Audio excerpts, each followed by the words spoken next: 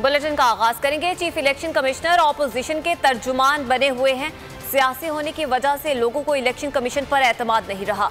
विफाकी वज़रा का इल्जाम, chief election commissioner से इस्तीफे का मुतालबा कर दिया। वज़ीर इत्तलात फवाद चौधरी का मीडिया से गुफ्तगू में कहना था, शाहिद खाकान एंड कंपनी सारे मामले को मुतनाज़ बना रहे हैं। पार्लियामान में अपोजिशन को इंतखाबी इस्लाहात की दावत दी गई। आजम स्वाति ने कहा, चीफ इलेक्शन कमिश्नर पार्लियामेंट के खिलाफ काम कर रहे हैं। मुशीर पार्लिमानी उमूर बाबर अवान का कहना था कि इलेक्शन कमीशन बहैसियत फरीक खुलकर सामने आ गया है। इलेक्शन कमीशन जो है वो तनाज़ात की जद में रहता है। इलेक्शन कमीशन का जो हमारा स्ट्रक्चर है वो हाईली पॉलिटिसाइज्ड है।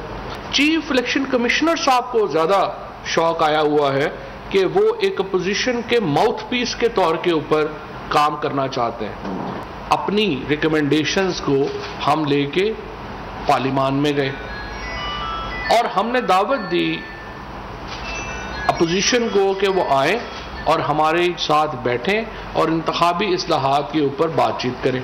कोई भी शख्स पाकिस्तान में इंतखाबी निज़ाम से मुतमईन नहीं है। जहां जहां अपोजिशन इलेक्शन हारती है वहां पे वो कहते हैं इंतखाबात में धांधली हुई। हमारी अपोजिशन चूंकि जहनी बोनों पर मुश्तमिल है, एक उनकी जो सलाहियत है वो बड़ी अपने केसेस के आगे की सोचने की नहीं है। उन्हें सिर्फ उनकी जो तमाम तर हमारे अपोजिशन की लीडरशिप है उसका सिर्फ एक ही हुनर आता है और वो ये है कि मुकदमों में तारीख कैसे लेनी है। इसके अलावा तो उनकी कोई और सलाहियत नहीं है।